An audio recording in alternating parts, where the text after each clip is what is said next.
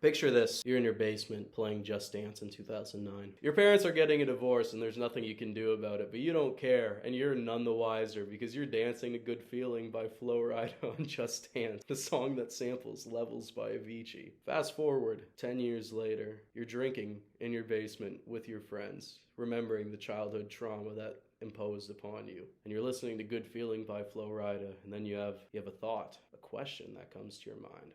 What the fuck happened to this kind of music in the first place? Why does everything sound depressing right now or introspective? I want some stupid pop music. This is recession pop, a style of music that dominated the airways from the late 2000s to the early 2010s. Sonically, it focused on EDM-inspired production, catchy hooks, less of a focus on lyricism. There'd usually be a lot of synth usage or a catchy guitar riff somewhere in the song. If you wanted to break it down to an ethos, the idea of recession pop in its purest form is that we're partying, the bad times are here, but we're forgetting about the bad times because we're in the club or we're at a party and we're turning up right now. So who are the artists that come to mind when we think of recession pop? Well, obviously the first group is the Black Eyed Peas, also Kesha, Flo Rida, Pitbull, Calvin Harris, David Guetta, sometimes Nicki Minaj. A bunch of artists dipped their toes into these genres at the time that made other genres too. It was such a prevalent genre. So what happened to it and where did it go? And also, how did it even start in the first place? What caused this? To understand how recession pop got started, we need to take a look back to the 90s. With pop music in the 90s being in an interesting place, it largely focused on boy bands, Britney Spears, especially at the late 90s. This music focused a lot on guitars with like these heavy punchy chords, and there was often synth usage as well, and this would go on to influence a lot of the sounds that we'll talk about later. These sounds were influenced by a man named Max Martin. He produced a lot of the boy bands of the era, and we'll touch on boy bands again later, but basically come the end of the 90s, early 2000s, this style of music was largely getting faded out because hip-hop was rising in prevalency. Before this, rock music was also very popular in the 90s. It started to fade out around this time too. So instead of pop music dipping into rock inspiration, since hip-hop was trendy, it seems that a lot of pop music was dipping into hip-hop instead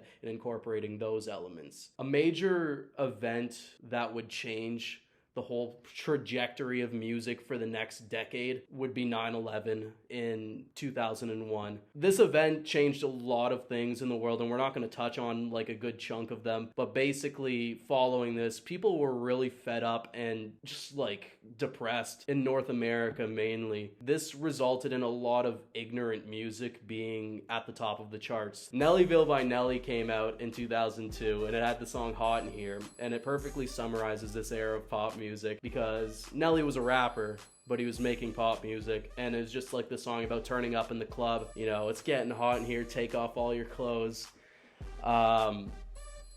And this was largely the type of sound that dominated this era. Producers like Pharrell and Timbaland really dominated this era of pop music because they incorporated hip-hop elements, being rap producers beforehand who had delved into pop, and they would largely go on to dictate where the trends would go with pop music moving forward. I think another big album that needs to be talked about is Elephunk by the Black Eyed Peas, released in 2003, and had the song Let's Get It Started on it, which was definitely another major song in the 2000s that had this ethos, this spirit in mind about party music, and it was like pop but hip-hop at the same time. Another song off this album that perfectly summarizes people's thoughts during the era was Where Is the Love, which it was this catchy pop song with hip-hop elements, and it was basically just expressing everyone being fed up with the state of the world right now and wanting to find peace and love. And this was only one of the songs really during the era that actually tackled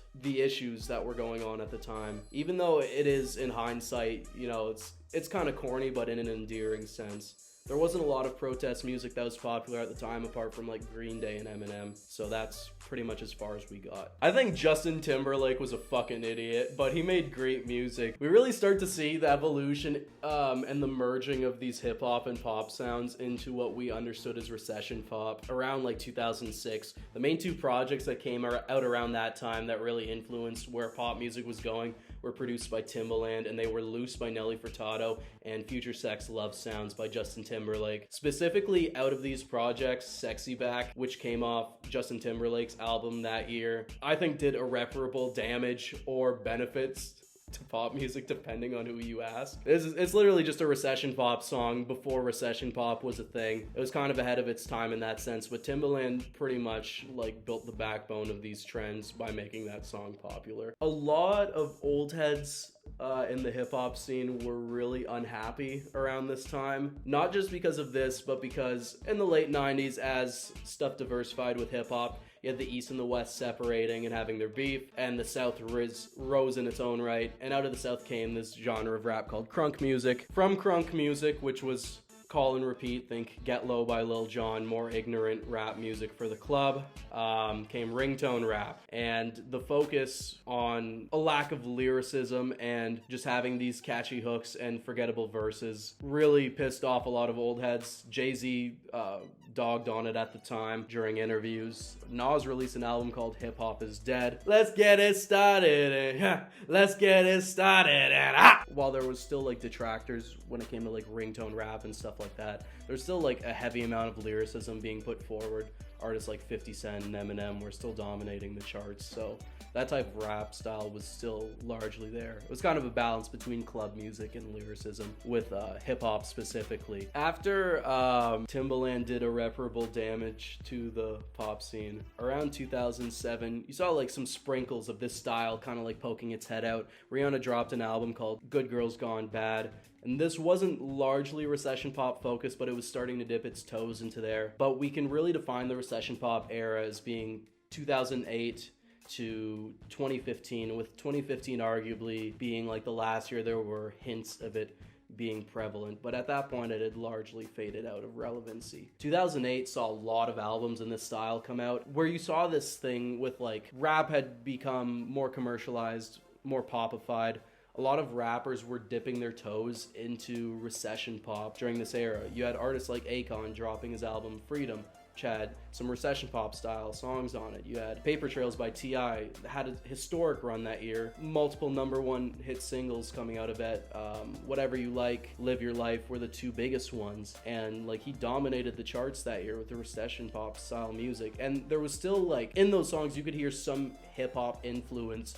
But as the genre went on, this largely went away, except for like a few key artists that were still a part of it. Flo Rida released Mail on Sunday this year, which had the song Get Low. That kind of like exhibits what we'd see later on in terms of like hip-hop's staying power in pop music. Around this time frame, music consumption has changed. See, in the 2000s, there was a rise in pirating sites, specifically Napster, and this directly resulted in the creation of iTunes because Apple wanted a piece, and they correctly assumed that if they offered a service where people could buy songs easier, then they wouldn't have to go to this sketchy pirating site. So it directly resulted in the creation of iTunes. And another thing that was revived during this area was music videos. Since YouTube launched, music videos became immensely popular. People were watching them and using YouTube as one of the default streaming services of the era before streaming music even became popular. Recession pop music videos, it was a mixed bag, honestly, for recession pop music videos. A lot of them featured imagery of like, you know, the club or like house parties. Some of them were more creative. Artists like Lady Gaga had these like elaborate set pieces going on, like they're in a prison wearing these like ridiculous outfits or other stuff. I can't even like think. Lady Gaga was a whole other thing during that era. All the ridiculous outfits, wearing a suit made out of meat, like good lord. That was one thing this era had in abundance. There were artists that had flair to them, and they had like this identity, because like between like these rappers that had like these swag personas, you had like artists like Lady Gaga just out here doing whatever they felt like. And she was pretty influential to this too. She released arguably one of the best dance pop tracks, which also was a recession pop track at the time, called Just Dance, off her album The Fame Monster. The aura and the outfits and music videos were the main form of expression at this point, especially with most of the lyrics being nonsensical during this era and just being about partying. There wasn't a whole lot of active expressionism going on. So treating their music videos or their outfits, their aura as an extension of their creative identity definitely helped a lot of these artists thrive through this era. In 2008, there were quite a few good songs that came out though, so I'm just gonna list off some of our favorites from this era. Our first one is Let It Rock by Kevin Rudolph featuring Lil Wayne. Waking Up in Vegas by Katy Perry. Katy Perry had a massive debut that year with a few songs that were pretty influential. Don't Trust Me by 303.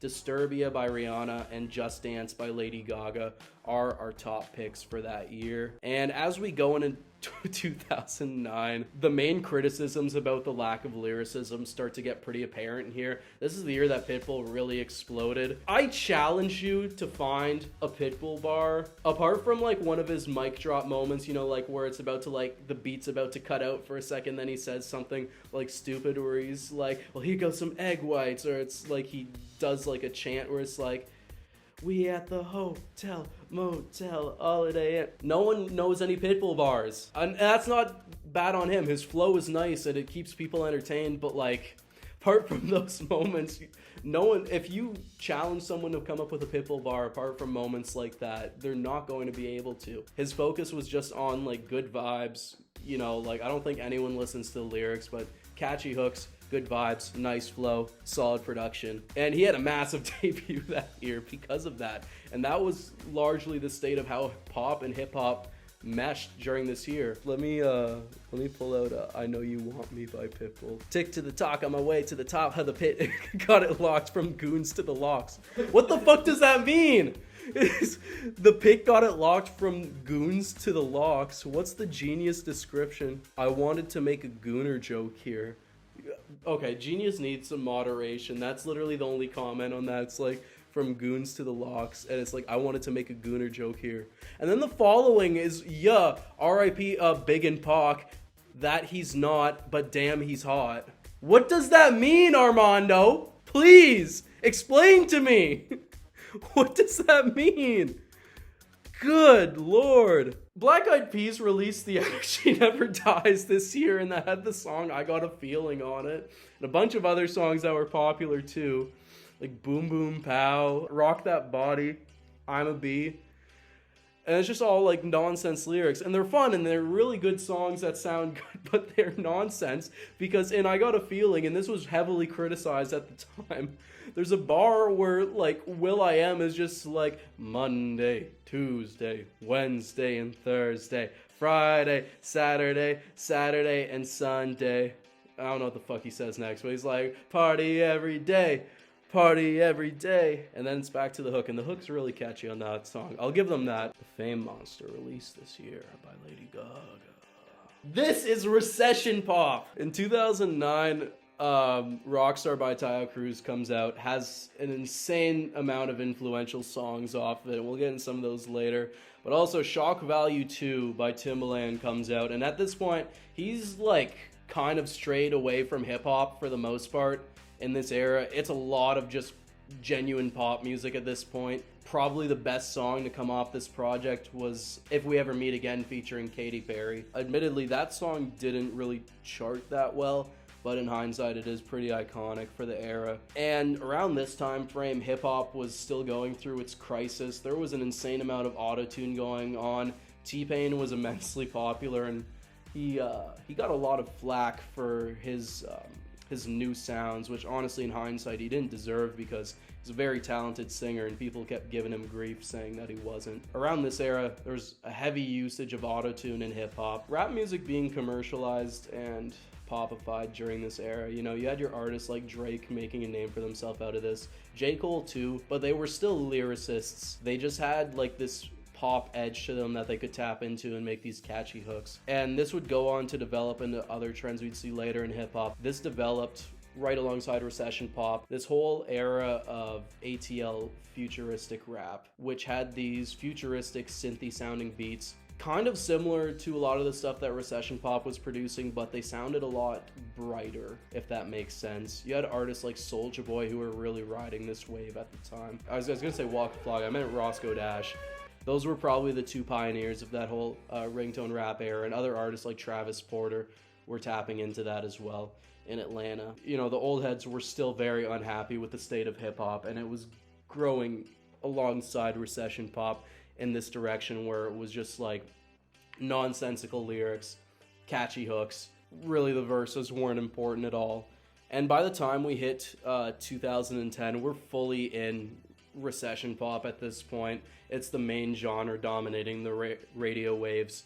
This year, Black Eyed Peas dropped another album, The Beginning, which wasn't as big as their previous album, but it still had some pretty good songs on it. There's a lot of cross-pollination at this point between production from hip-hop to pop music, but it seemed like a lot of the hip-hop trends that were quote-unquote hip-hop were kind of fading out, except for like that ATL futuristic era. It was weird. Everything was meshing, but it was all like EDM sounds really taking over everything, and that's why DJs started to rise in prevalency around this point. So previously, DJing started as part of hip-hop around like the 80s, late 70s, and it was mainly hip-hop focused up until that point. EDM had largely been kind of fringe before this point. Like, there was electronic music being made in the 80s, 90s, but it wasn't really that popular. Daft Punk started to get kind of popular in the 2000s, late 90s, but they were kind of an exception, not the rule. Around this point in the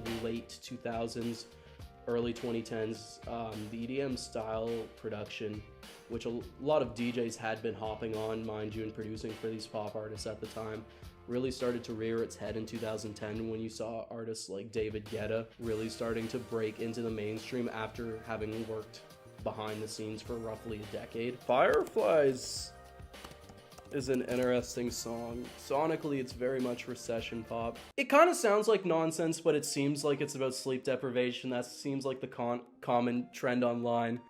Just like the lyrics, it's just funny. I don't know, I find this song humorous because it's like, you would not believe your eyes if 10 million fireflies lit up the world as you fell asleep. Like, imagine listening to that as a kid trying to figure out what the fuck that actually means. Or as an adult, what the fuck does that... I know it's about insomnia and like not being able to fall asleep, but in what sense? How is this about insomnia? This is like, we got another lyrics like, leave my door open just a crack. Please take me away from here, because I feel like such an insomniac. Please take me away from here. Why do I tire of counting sheep? Please take me away from here.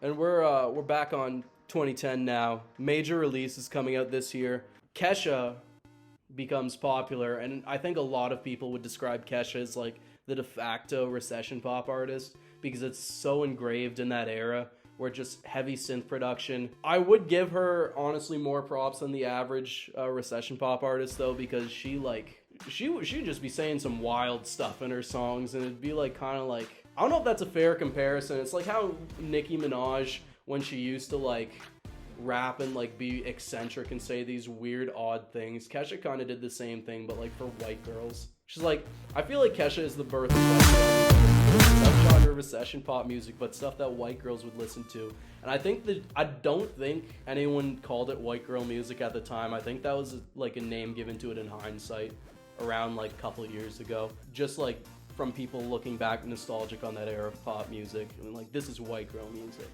I don't think I'd classify Recession Pop as a whole in that category. I feel like white girl music's more like, you know, Kesha, Rihanna, Lady Gaga, that type of. Katy Perry dropped Teenage Dream this year, and that was probably like one of the biggest pop albums of all time. It's like, you can show lists of the songs on the screen that came out from this album and how many of them charted. I think she did drop like a deluxe in 2012 that like expanded on it too, which is pretty insane. Even in this era, you see like rappers who were previously like known for their lyricism, like Nicki Minaj releasing songs like Starships. And Justin Bieber made his debut this year as well, which like a lot of his songs were heavily inspired in a similar vein in that sense. They had a lot of synth production and EDM style. Fucking having a dyslexic attack again. You know, in hindsight, I find it kind of funny, like all the kill Justin Bieber memes that came out of this era. There were memes everywhere about like people fantasizing about killing Justin Bieber, and it was really fucked up in hindsight. I think Justin Bieber's genuinely made some pretty good music, but Baby's like a fucking really annoying song. Alright, 2011 is when we see DJs really making their stand here. David Guetta releases Nothing But the Beat, and there were so many iconic songs that came off this album. Sexy Bitch, Where Them Girls At, Without You featuring Usher. And like even around this era, like Usher, who was known for like making R&B music, he made like DJ Got Us Falling in Love Again, which is literally like that is the ethos of recession pop. It's like, thank God the week is done. I feel like a zombie gone back to life.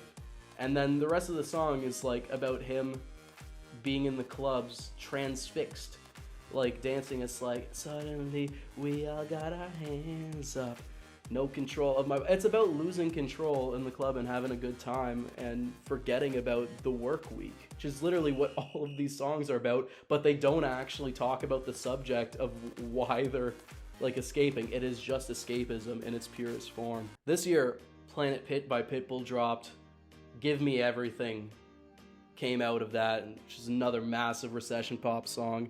And LMFAO debuted this year, and they had a really short-lived run, but they were pretty influential, with Party Rock Anthem being a de facto anthem of recession pop. Another interesting song that came out in 2011 that I wanted to shout out specifically, which sonically sounds like a recession pop song, but it actually isn't in spirit, is Little Talks by Of Monsters and Men, which like on the surface it's this bright song with like this horn section, very much recession pop, but the song is about an old lady with dementia like being haunted in her house by the memories of her dead husband. Fucking insane. It's a crazy song, and it was massive too when it came out, and no one knew about it for the most part. But like when you listen to the lyrics, it's really dark and depressing. It just signifies that lyricism wasn't fully gone, and that there were some artists, while they enjoyed the sounds that were being presented in this era, they still had an artistic vision and lyrics and a story they wanted to tell above just like partying and having a good time. The production style is the main through line, because not all of the songs during this era are necessarily about clubbing and forgetting stuff. You know, some of them are about relationships, but you're also not getting a whole lot of real stuff. And like Little Talks is one of the only songs that kind of breaks that line and it actually tells a story. Specifically in 2011, what cemented this type of music's place in culture was the release of Project X. And not just recession pop, it had, you know, the soundtrack was insanely prominent, with the Pursuit of Happiness remix by Kid Cudi being like one of the best party anthems of all time and being iconic to this day. This movie had an insane soundtrack, and it just influenced party culture for like the foreseeable future. This is the ideal that children growing up in the 2000s, early 2010s had when they thought of house parties. This is the idea that we had going into these, what we thought that a house party would look like, what club culture would look like. And I think everyone was sorely disappointed when they found out it wasn't like that. But this style of music, its place in culture and party culture in the early 2010s were cemented by that release specifically. In 2010, the best songs that came out were DJ Got Us Falling in Love Again, More by Usher, those both songs were by Usher, Nothing on You by B.O.B. and Bruno Mars, which was the debut song that broke both of them into the industry, funny enough, Just a Dream by Nelly, and Dynamite by Taio Cruz, which is arguably one of the best pop songs that's ever been released. In 2011, our picks are Midnight City by M83, Heartbeat by Childish Gambino, Give Me Everything by Pitbull, Neo, and Afrojack, I think. That's where you really see that too. All of these songs were produced by DJs, especially Give Me Everything. There's like 3 DJs that are like credited as main artists on the track, and then it's just Pitbull and Neo doing vocals. And Little Talks by Of Monsters and Men. When we get to 2012, this was arguably the last year that recession pop was in its prime and at its peak. In 2012, Kesha dropped Warrior. And when we were researching for this video, and we were talking about some of the songs that we wanted to like shout out specifically, Die Young came up, and we found that there was a controversy with this song. So there were a couple aspects to this controversy. The whole song is, it's textbook recession pop. I hear your heart beat to the beat of the drum. Oh, what a shame that you came here with someone. So while you're here in my arms, let's make the most of the night like we're gonna die young. So it's like, it's just about partying, literally, just living in the moment. It was taken really poorly because there was a school shooting that happened in close proximity to that. So the idea of, dying young kind of clashed with this. I don't know if it was the song existing itself or it was instigated by a DJ playing it. I think it was a DJ that played it. I don't know. We'll fact check that and put it in post. But the other aspect was some people thought a song like this would be irresponsible, or that it was irresponsible because it's about drinking and dying young because of it. Which, in hindsight, it is pretty irresponsible, but it's just a fun, stupid song, so people really shouldn't take it that seriously. Flo Rida came back this year with Wild Ones. He'd been popping up on a lot of David Guetta tracks before this, but his album release was pretty sparse. He released something in 2010, but it didn't have as much hits as the other ones. Wild Ones had quite a few hits, and it summarized the state of hip-hop at the time. Flo Rida was called a rapper for moms. We see other stuff coming out this year. While sonically, I wouldn't call a lot of the stuff that Fun put out recession pop sounding. In spirit, it feels like recession pop. A lot of the songs that came off their album, Some Nights, are about feeling young, partying. It's ignorant. I think they do have some more depth to them, and I think We Are Young is more thoughtful in the sense that it does kind of tell a story about a man and his spouse at a bar, and they're kind of going through it. And so in that sense, it is more thoughtful, but it's kind of still surface level because it doesn't really delve deep into that story. But Maroon 5 dipped their toes into recession pop too. This is how this was everywhere. Because even Maroon 5, before this, they were, doing their own thing, making kind of R&B inspired, soft rock music, and it was really good. But when they started dipping into recession pop, they started to kind of falter in their image.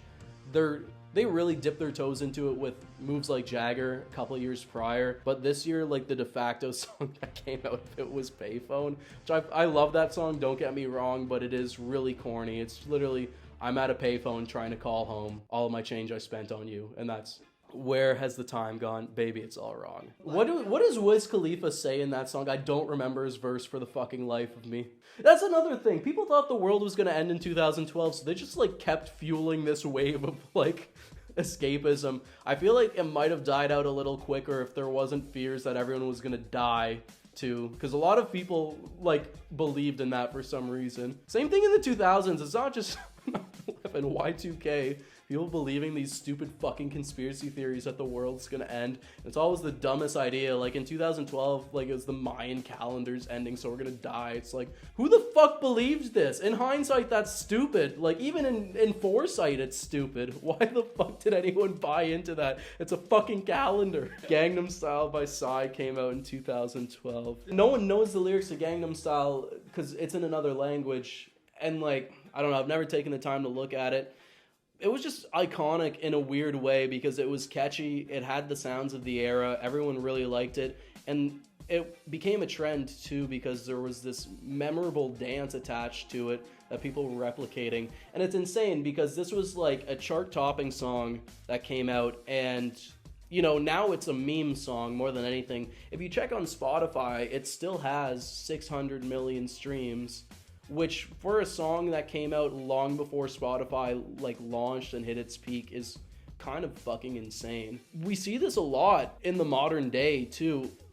Black Eyed Peas have 7 million monthly listeners at the time of this video. Kesha has 40 million. Pitbull has 60 million. A lot of these artists that we've talked about, while their new music isn't relevant by any sense, their old music is still maintained and has a very large listener base, larger than the majority of new artists, which is really shocking because if you think about the pop stars that have come out of this era that are massive, your Chappell Rowans, your Charlie XCX, although she was active in this era too, It's like they have nowhere near the listener base compared to these old artists that haven't released a hit song in nearly a decade, which is kind of insane. So it just goes to show, like, people are heavily nostalgic for this era, and in a sense people kind of miss like the fun and stupid nature of pop music as it used to be. Calvin Harris started 2012, released a bunch of highly influential EDM pop hybrid songs. Our favorite picks for 2012 are Sweet Nothing by Calvin Harris, One More Night by Maroon 5, Some Nights by Fun, and Starships by Nicki Minaj. Fast forward to 2013, stuff is kind of fading out in terms of recession pop. We still have some pretty big releases this year, but the soundscape is starting to change slightly. You do start to hear more of a hip-hop influence make its way back into pop music. In like the late 2000s, early 2010s, hip-hop had been kind of taking a backseat. It starts to rear its head again. Releases that came out this year were Prism by Katy Perry, Native by One Republic, Yours Truly by Ariana Grande, True by Avicii, and True Romance by Charlie XCX. Two of the more interesting songs that came out in this period were Counting Stars is like the bounds of this, because it's not necessarily fully recession pop sounding, it has its own sounds, but the lyrics are very much recession pop, and it's fucking nonsense if I'm being honest. I'm old, but I'm not that old, young, but I'm not that bold. I don't think the world is sold on just doing what we're told. It's nonsense! It's about nothing. So wrong, doing the right things. And it's just nonsense lyricism. It's like pretending to be about something, but it's not. Another song that falls into that category is Radioactive by Imagine Dragons. Technically, it was released in 2012, but it got popularity in 2013 when they released it commercially again on their album. And it's like, I'm waking up to ash and dust, I wipe my brow and I sweat my rust, I'm breathing in the chemicals, I'm waking up, I feel it in my bones, about to make my system blow, welcome to the new age. And it's like a nonsense song too, about like revolution, but like what revolution? It's like, it doesn't explain anything. 2014 was like the last year everything was in full force. Before I get into 2014, would like to talk about the song Safe and Sound by Capital Cities. The lyrics of this were very exemplary of what we were seeing in this era. Even if the sky is falling down, I know that we'll be safe and sound. In a tidal wave of mystery, you'll still be standing there next to me. You could be my luck. And that's where I'm gonna end that lyric breakdown. I think more than anything, the state of life had started to get better, and hip-hop was starting to gain prevalency, but under a new subgenre. I think people were starting to get tired at this point. Since life was better, you didn't need to escape as much. There wasn't as big of a need for all of these songs about drinking and clubbing, and you know, we can kind of like forget about this and start being introspective again. With 2014 specifically, you see like the last big push really of recession pop, because you have Globalization by Pitbull, which had Time of Our Lives on it, and has that iconic line where he's like, this for everyone going through tough times, believe me, been there, done that. Every day above ground is a great day, remember that. That's like the most iconic part of that song. It's a nice catchy song, and he had some other big songs that year. Motion by Calvin Harris comes out. Boy bands made a resurgence during the recession pop era too. It was interesting to see, because it wasn't the influence from boy bands of the past. You could kind of hear it in recession pop to begin with, and now they made their big return. You had acts like One Direction making full-on recession pop style music. The Wanted basically being a glorified EDM group. Far East Movement being a quote-unquote hip-hop group, but it was kind of a boy band more than anything. And 5 Seconds of Summer too, dropping songs like She Looks So Perfect, fits the mold of this perfectly. While this is all going on, the widespread nature of recession pop made it to other countries like Canada. There was so much recession pop style music that came out in Canada around this period that did not break out of the country, that you would not know about if you're not from Canada. Like, there were acts that had been previously popular as like rock bands like Headley and Mariana's Trench, and they even dipped their toes into these genres to an extent. You also had like bands like Down with Webster that were literally just about partying and drinking and recession pop style music that came out of this era. And there was a bunch of other artists that you wouldn't know outside of Canada, like Fifi Dobson or Sean Desmond, that like largely irrelevant now, but like at a time in Canada they dominated Canadian specific airways. And it's interesting to see like how the wave was ridden like everywhere in North America, and even like you could see the influence overseas with British artists like Ellie Goulding hopping on the wave. All right, so our favorite songs for 2013 were Get Lucky by Daft Punk, Radioactive by Imagine Dragons, Hey Brother by Avicii, and Alone Together by Fall Out Boy. With like 2014, stuff's like kind of fading out. You see like trap music is starting to rise in the background. You see at the beginning of the 2010s, artists like Young Thug and Future were starting to make a name for themselves behind the scenes. And in the next couple of years, they'd explode in popularity, and trap sounds would take over pop music and hip hop would become the dominant genre again, but in a different way than last time. Because where you saw in the 2000s, the production was Timbaland, Pharrell style. You know, it had like these like funky drums going on. Now it's all trap drums, and trap drums get incorporated into every fucking genre following this. There were critiques about that too at the time, but post 2014, our favorite songs were Rather Be by Clean Bandit, Sky Full of Stars by Coldplay, Find You by Zedd and Matthew Konis, and Maps by Maroon 5. When we hit 2015, recession pop is like, it's pretty much faded out. The new style that is rising very quickly is this style that has almost dance hall elements, and it's bouncy in terms of pop music. And this was a very brief era of music, and it was interesting. You had a lot of songs with like this bouncy sort of hip hop, sort of recession pop production, and it sounded brighter, and a lot of the times there was like these like horn sections in them. Think songs like Sorry by Justin Bieber or Trap Queen by Fetty Wap, Classic Man by Jidenna, stuff like this. And the last quote-unquote recession pop albums to really come out of this era probably would have been Purpose by Justin Bieber, whatever the fucking Ellie Goulding album was called. Flash it on screen. And Your 4 is 4, I think it's called, by Jason Derulo. And even then, it's like a stretch to call it recession pop because the soundscape has changed. In spirit, it's still about like partying and having a good time, but the soundscape has like altered.